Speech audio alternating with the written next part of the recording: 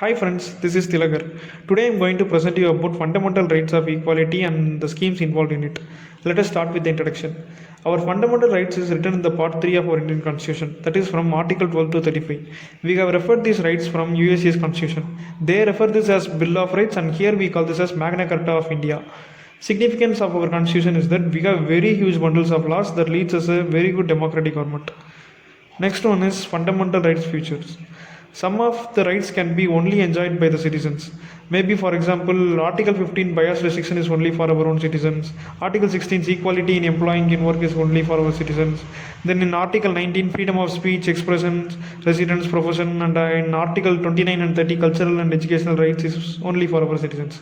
Likewise, other rights are viable for both citizens and foreigners, which means, for example, Article 14, equality before law, Article 21, protection of life and personal liberty, Article 24 about child labor.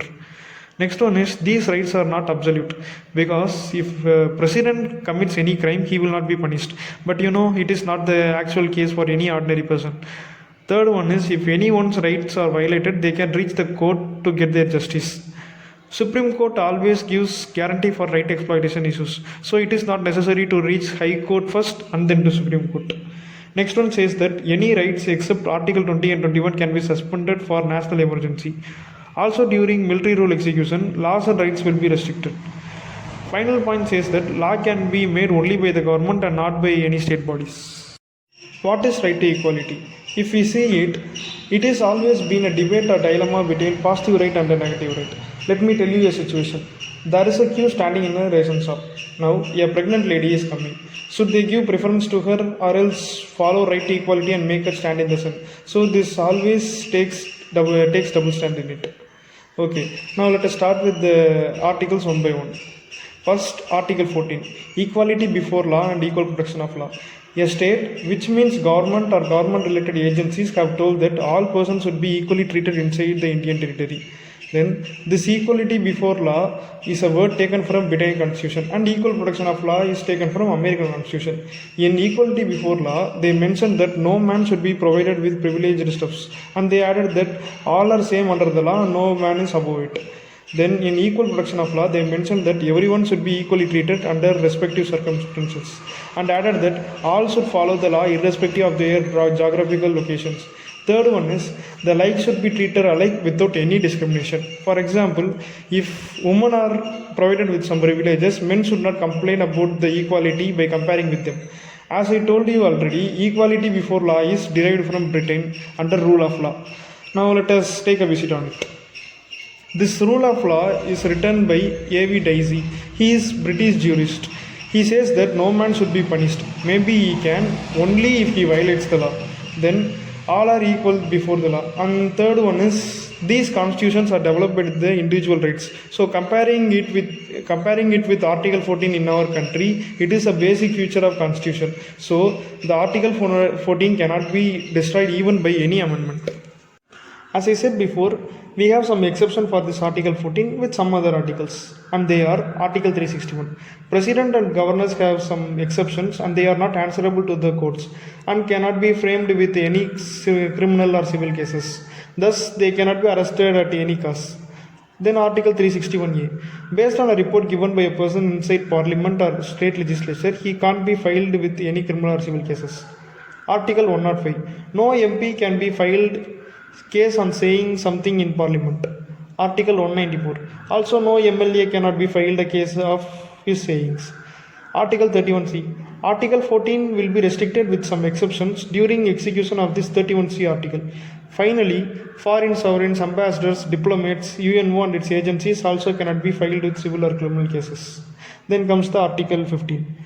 Prohibition of discrimination on certain grounds. It states that no government bodies are encouraged to discriminate our citizens, maybe on the basis of religion, race, caste, gender, place of birth. So we have to note two words. One is discrimination. In front of others, you should not discriminate or hurt others. And the second one is only. Apart from the religion, race, caste, gender, place of birth, you can be based or discriminated. Final point says that not only government but also private bodies are not allowed for discrimination. Next, let us see about the exception in the Article 15. Totally, there are three exceptions. First one is we provide special provisions for women and children. Example, allotting seats to women during election and providing free education to the children comes under this category. Then SC/ST people can be given some provisions by fees concession in colleges.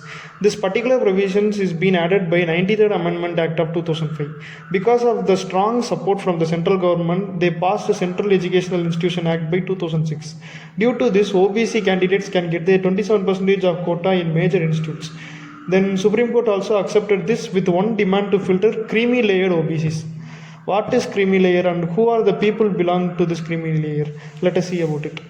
The families of president, vice president, judges of SC and HC, chairman and members of UPSC, SPSC, CEC and CAG and all other family members with dignified salary posts comes under this creamy layer.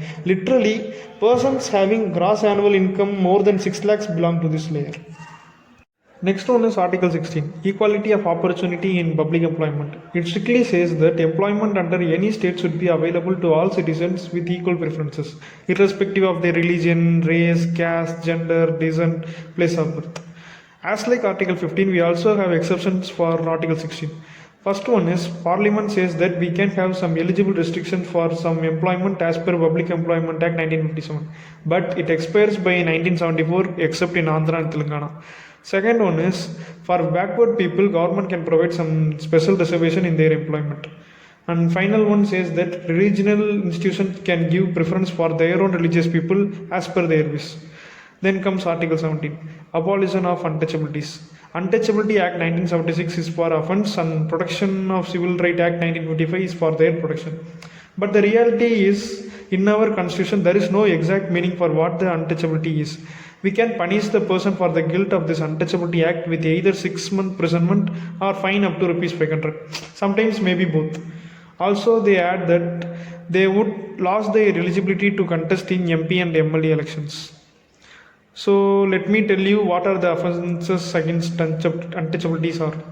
It became an offence when a particular person is not allowed inside a public worship places. Meanwhile, supporting against untouchability is also an offence.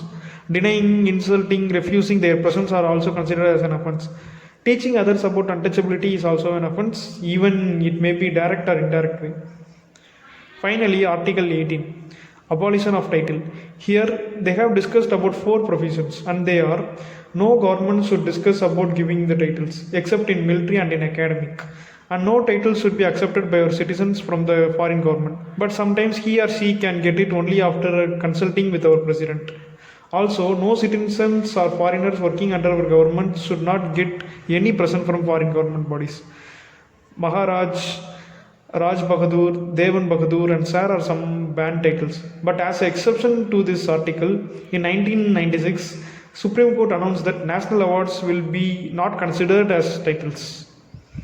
So friends, these are some of the few articles of right to equality in our constitution to get knowledge about. Thank you all.